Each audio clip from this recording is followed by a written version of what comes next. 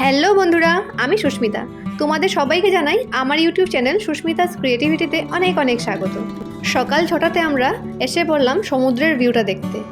শুনেছি সমুদ্রের সকালটা দেখতে নাকি খুব সুন্দর হয়, আর সত্যিই খুব দারুণ লাগে।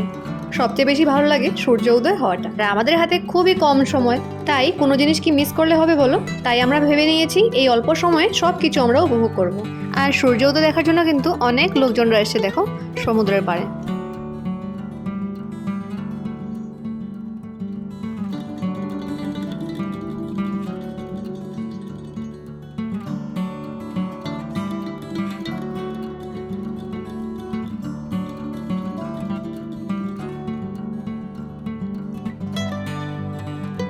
এবার সকালে সমুদ্র পাড়ে একটু ঘোরাঘুরি করে চলে গেলাম আমাদের হোটেলে।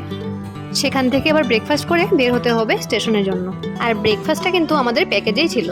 এবার ক্যামেরাটা ঘুরিয়ে একটু তোমাদেরকে খাওয়ার জায়গাটা দেখিয়ে দিচ্ছি। দেখো কি সুন্দর।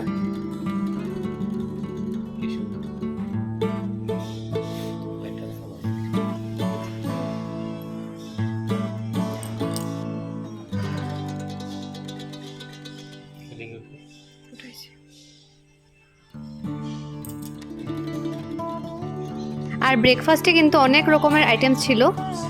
যার যেটা পছন্দ সেটা সে নিয়ে খেতে পারে, আর যার যার পছন্দের সাথে যে যতটুকু খেতে পারে।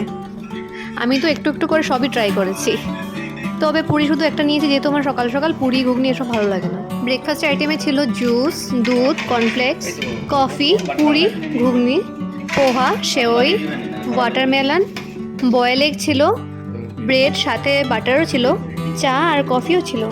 আর এই এত সব আইটেমসগুলো কিন্তু তারা সকাল সকালই রান্না করেছে, কারণ সব কিছুই খুব ফ্রেশ ছিল আর খেতেও অনেক টেস্টি ছিল।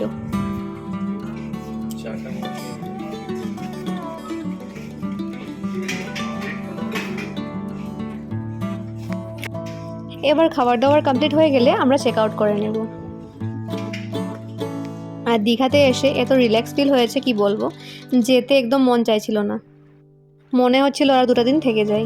যাওয়ার সময় খুব মন খারাপ লাগছিল, তবে কিছু করার নেই। এই অল্প সময় অনেক জায়গায় প্ল্যান করেছে, সেই জায়গাগুলো তো দেখতে হবে।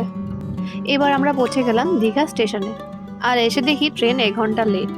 আর আজ আমরা যাচ্ছি হাওড়াতে, আর হাওড়া পেতে পেতে আমাদের 4:30 বেজে যাবে। তাহলে দীঘার মুহূর্তগুলো এখানেই শেষ। পরবর্তী ভিডিওগুলোর জন্য চ্যানেলটিকে সাবস্ক্রাইব করুন।